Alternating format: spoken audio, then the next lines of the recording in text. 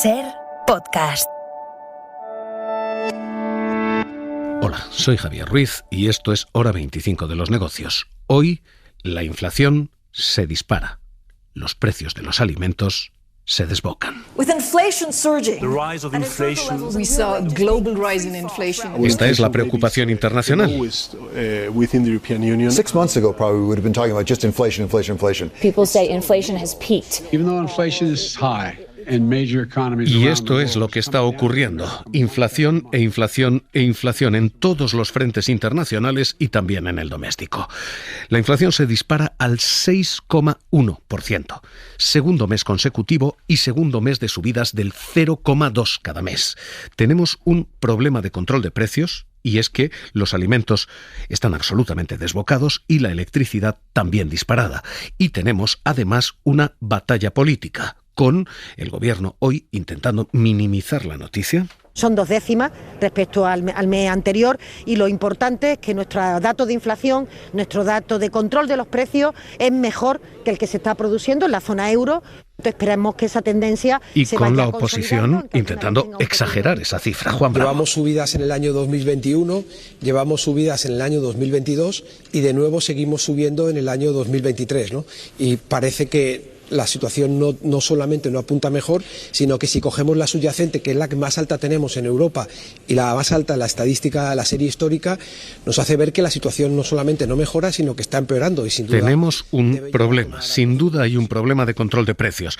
Y esa batalla política no solamente está dentro de gobierno y oposición, es que dentro del gobierno hay también serias diferencias sobre si hay que actuar ya o no, porque Luis Planas, el ministro de Agricultura, sigue diciendo esto se soluciona con el tiempo.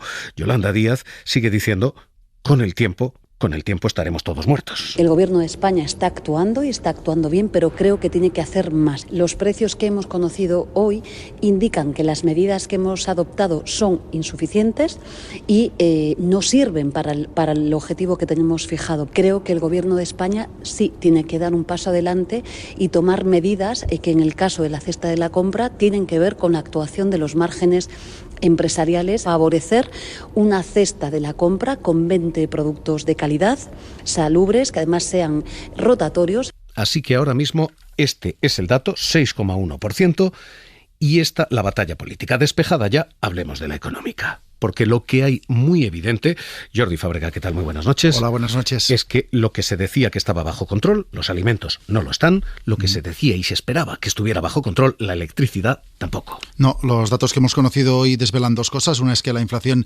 sigue subiendo, como dices, 2 décimas en febrero, y esa tendencia a la baja que tuvimos durante toda la segunda mitad de 2022 se ha interrumpido del todo. La inflación está ahora en el 6,1, que es medio punto por encima del nivel que teníamos en diciembre, y la inflación subyacente sigue subiendo y está en el 7,7%, que es su nivel más alto desde diciembre de 1986. La segunda cosa que nos desvela el dato conocido hoy es que los precios en febrero han subido mucho. Son un 1% más altos en febrero que en enero, en un mes, es decir, todo se ha encarecido un 1%. Y los factores que provocan esto son básicamente 2. La electricidad. Enero nos dejó los precios de la luz más bajos en año y medio, y en febrero hemos tenido menos viento, más frío y precios de la luz más altos. El precio de la factura sube más de un 30% en el mes y eso tiene un impacto en la inflación, y uno de los factores que estaba haciendo bajar la inflación, que era la energía, en este caso está haciendo que vuelva a subir unas décimas. El otro factor que ha hecho que la inflación subiera en los últimos meses y que sigue sumando décima a décima a la subida de los precios tiene que ver con los alimentos. De momento no sabemos cuántos han encarecido los alimentos en febrero, pero el INE sí dice que han subido más de precio que el año pasado. El año pasado en febrero subieron un 0,8, así que este año han subido como mínimo un 0,9. Así que tenemos esto, presagios erróneos sobre el precio de la alimentación desde el supermercado de Calviño. La compra de mi casa ya refleja esa bajada de los precios. Es cierto que, como todos los españoles, yo busco las ofertas, Silencio, por favor, de temporada, y he visto que en aquellos productos en los que ha bajado el IVA han bajado los precios. Esa es la información que nos transmite también los grupos de distribución. Hasta el pacto que pedía Planas. Tenemos razones para pensar que el IPC de los alimentos ha tocado techo. Y me refiero con ello a la evolución que hemos podido comprobar de los precios de los mercados internacionales y del crecimiento de los precios de los mismos. ¿Qué está fallando? ¿Qué está pasando? Hay subidas en el supermercado que son lógicas y hay subidas de precios que son normales, porque no hay una sola respuesta para esto. Pero hay alimentos frescos, verduras fundamentalmente, y alimentos frescos, frutas, que no tiene ningún sentido lo que están reflejando en el supermercado. Es más, que cuestan menos en el campo y más en el súper. Hay un ensanchamiento de márgenes en toda la cadena. Y esto es lo que está ocurriendo. El agricultor cobra menos, pero el consumidor termina pagando más. Por ejemplo, aceitunas de mesa. Han bajado un 26% en el campo. Al agricultor se le paga un 26% menos. Pero cuando uno llega a comprarlas en el súper, son un 6% más caras que el año pasado. Ocurre lo mismo con la lechuga. La lechuga es un 21% más barata en el campo que el año pasado. 21% más barata. Pero cuando uno llega a la estantería del súper, es un 8,5% más cara. Ocurre lo mismo con el pimiento rojo. Baja un 21,8% en el campo. Pero cuando uno va a pagarlo en el súper, cuesta un 23% más que el año pasado. La diferencia entre el campo y el súper es un ensanchamiento de márgenes.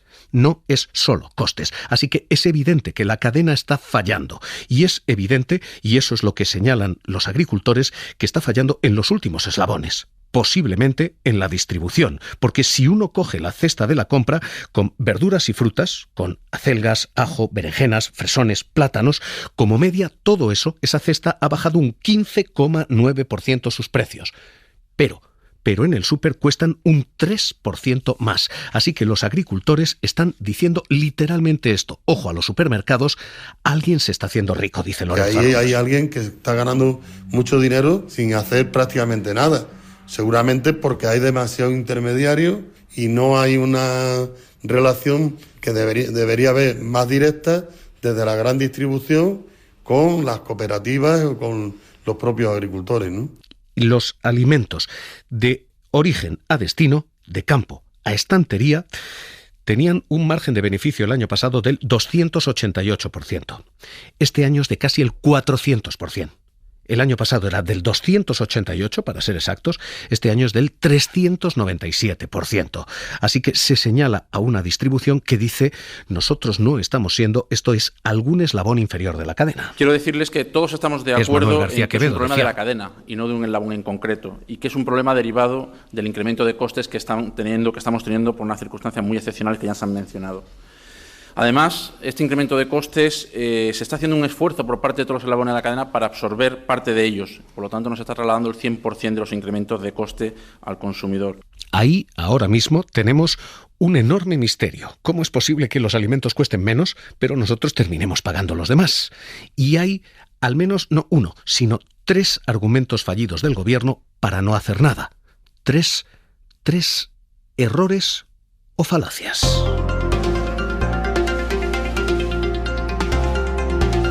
El primero y fundamental es el de no podemos actuar solos. Este es el primer argumento que el gobierno esgrimió para no hacer nada en los supermercados. No nos encontramos ante una medida que tenga una fácil respuesta, una fácil solución, similar a la que puede adoptarse en el caso, pues, por ejemplo, del petróleo o del gas. Estamos, lo decía antes, analizando todos los escenarios, estamos pretendiendo que ese proceso se acelere. Es una doble falacia. Primero, porque el gobierno tiene capacidad de intervenir, pero segundo, porque de no podemos intervenir precios a no podemos hacer absolutamente nada, está la falacia del como no podemos hacerlo todo, mejor no hagamos nada. Y esto es lo que parece estar haciendo el gobierno. No encontramos demasiado sentido a este primer argumento, el primero que se esgrimió, porque el segundo fue, demos más tiempo. La persistencia de algunos factores alcistas hacen que, a pesar de que la evolución progresivamente sea de precios menores, no se hará ciertamente de una noche a la mañana. Esto lleva 58 días así. Desde que el gobierno bajó el IVA hasta hoy han pasado 58 días y los alimentos no solo no están bajando de precio, sino que siguen subiendo a niveles del 15,4% el último mes. Así que parece estar fallando y este es el tercer argumento, la medida que se dijo era más que suficiente, la de bajar el IVA a los alimentos básicos. Rebajar durante 6 meses el IVA del 4% al 0% para todos los alimentos de primera necesidad, del 4% al 0% de rebaja del IVA y del 10% al 5%. Del 4% al 0% hubiera supuesto una bajada de los alimentos del 4% al 0%. Del 4 al 0, un 4%. El pan ha bajado un 0,2%. Las patatas un 1%. Las legumbres un 1,1%. Insisto, deberían haber bajado un 4%. Los huevos han bajado el 1,5%. La leche ha bajado el 1,6%. La harina ha bajado el 2,3%. Es evidente que la medida no está trasladándose, no está funcionando. Y es evidente aparentemente para todo el mundo, menos para el gobierno. Nosotros, como siempre, para arriba. Pan y huevos, los básicos, lo que compras todos los días. Y no, para nada. No se nota para nada la bajada. No, yo no lo he notado para nada, en absoluto. Hace mucho que no compro carne ni pescado fresco. Ahora tirados de guisos. Efectivamente lo han hecho, pero vamos, que lo que han subido son los precios un huevo. Yo no noto nada. Yo sí que noto que la compra general que antes te costaba 50 euros ahora está en 120. Sí, me han quitado... Así que ahora mismo no podemos actuar.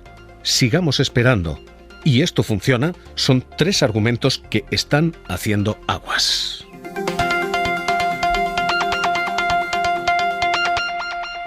Y que plantean inmediatamente una cuestión más.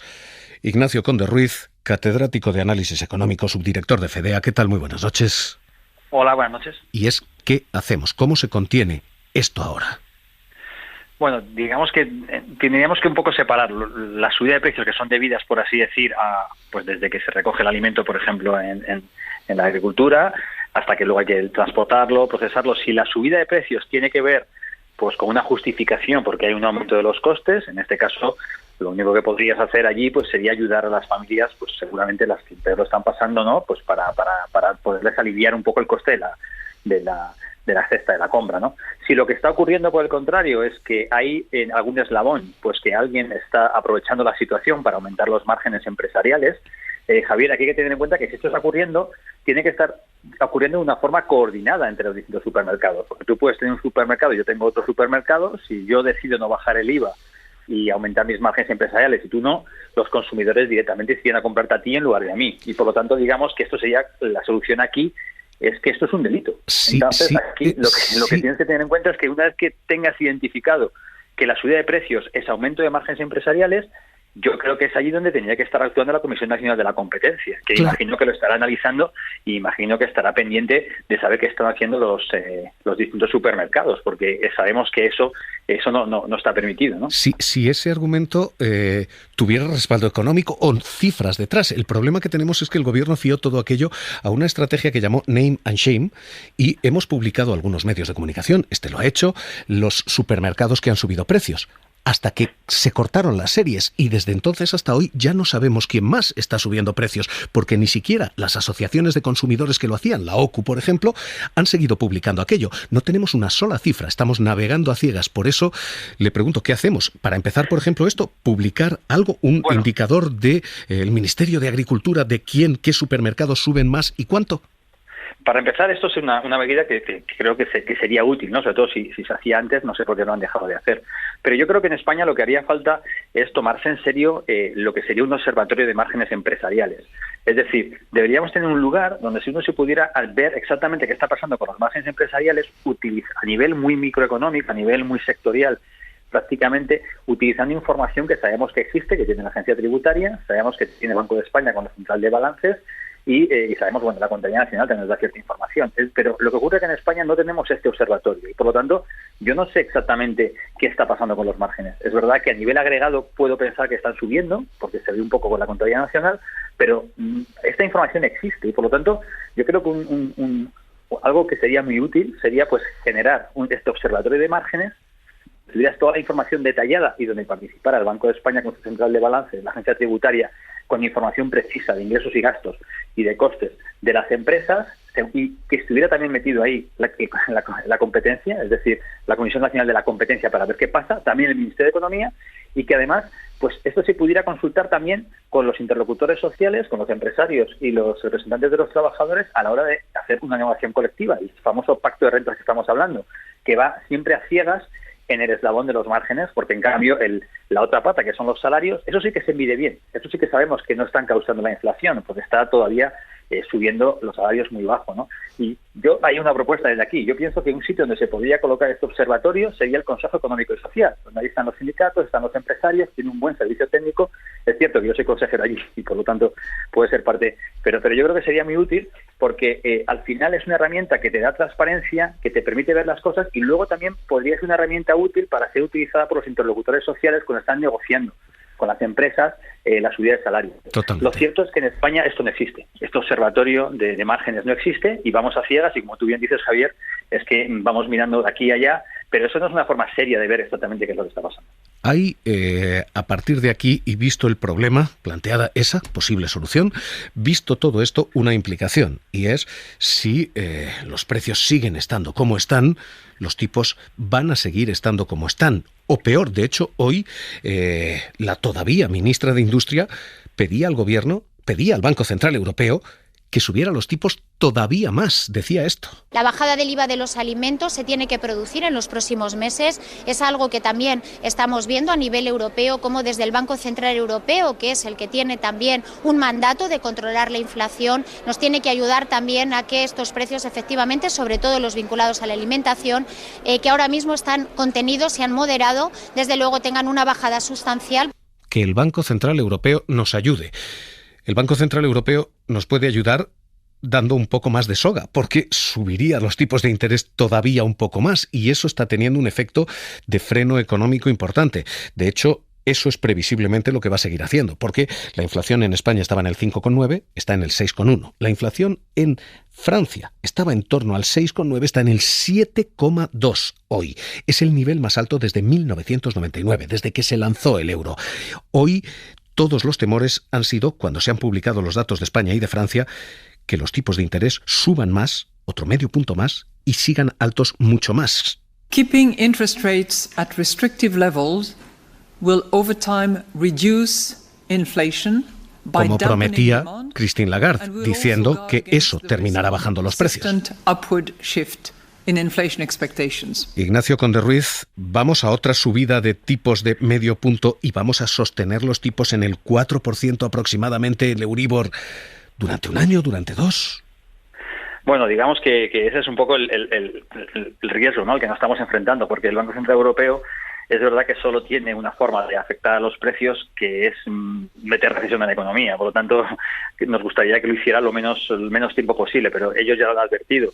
El Banco Central Europeo tiene mucho miedo a que si la subida de precios se mantiene en el tiempo, pues los efectos de segunda ronda, que son los que tienen que ver con la subida de salarios, va a ser imposible de controlarlos y por lo tanto van a ser muy agresivos.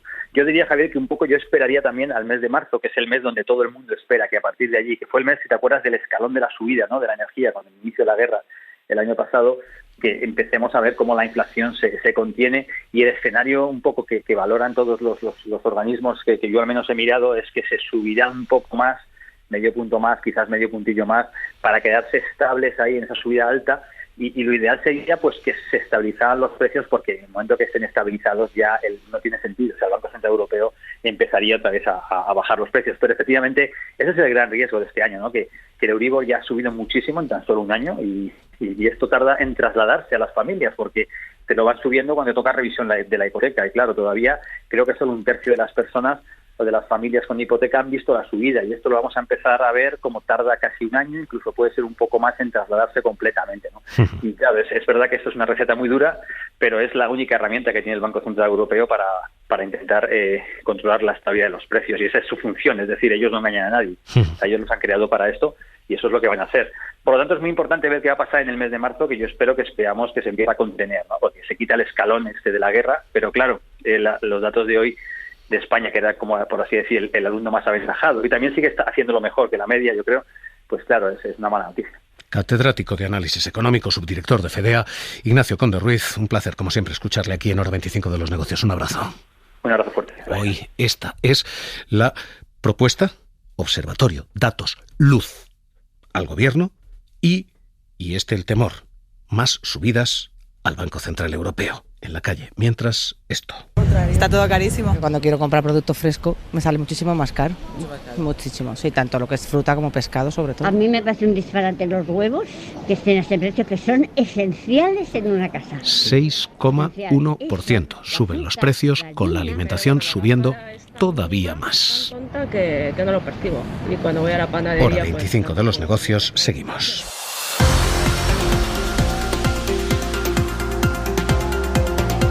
Suscríbete a Hora 25 de los negocios. Todos los episodios y contenidos adicionales en la app de Cadena SER y en nuestros canales de Apple Podcast, Spotify, iVoox, Google Podcast y YouTube.